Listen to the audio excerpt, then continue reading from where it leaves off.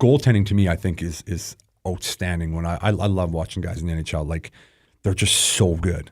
You know, you can go watch beer league and the pucks are sneaking in here, left, right, and center. And it's like, here's the best shooters in the NHL.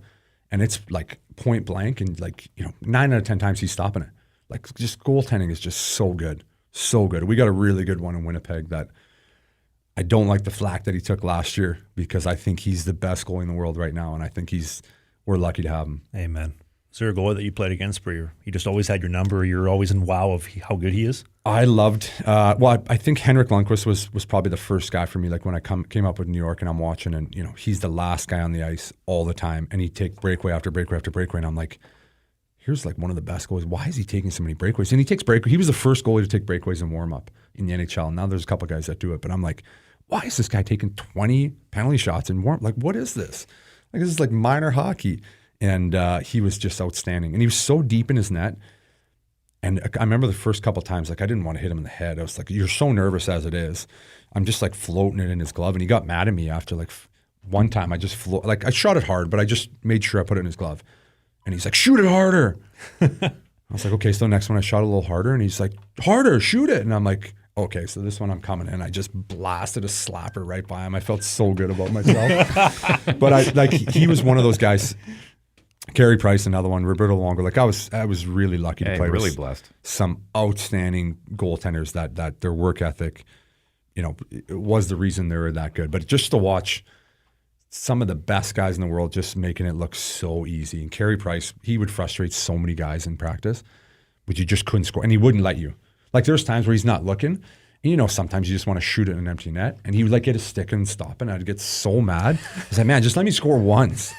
And he would not give up a goal. Like, he's battling 5-6 rebounds. This guy's coming. He's trying to stop that one. Like, just outstanding. Outstanding. If you had to pick one goalie who the best one you played with was, is that Carey Price? Carey Price would be the pick, yeah. Lundqvist was great. Luongo was great. But Carey Price I've never felt like an aura in a dressing room that every single night he was in the net, it was like, man, I don't care who we're playing. Our team's not great, but we're probably going to win.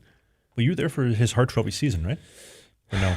Which year was his Hart? When he won, 14, he won 15, a cup. I think?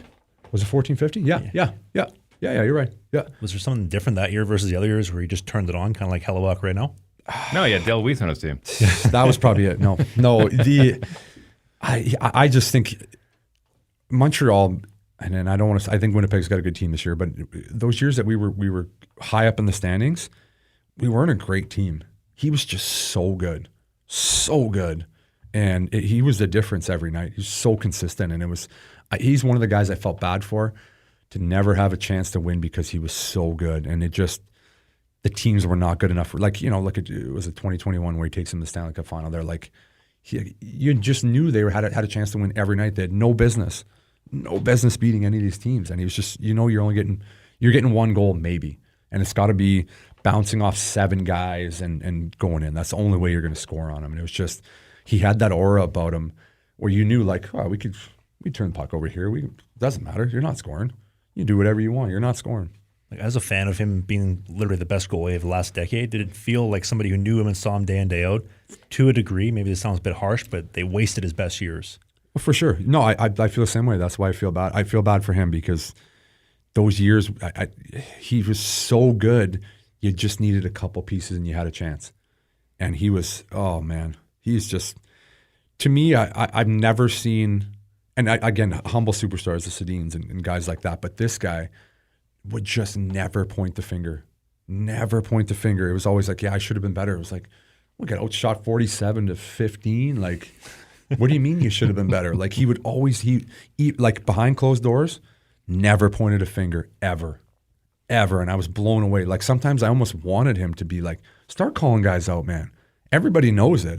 You would say it and nobody would be offended. Like, you need some more run support or we got to do more for you. Like, say it. And he would never once. No palms up?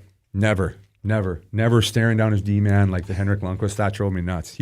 Price would never do that. We do a hockey podcast called Sling the Biscuit every single Sunday. The clips, the bite-sized chunks are right here. Only the hits, the full-length show, which you don't want to miss, is right here. That's Dave. I'm Travis.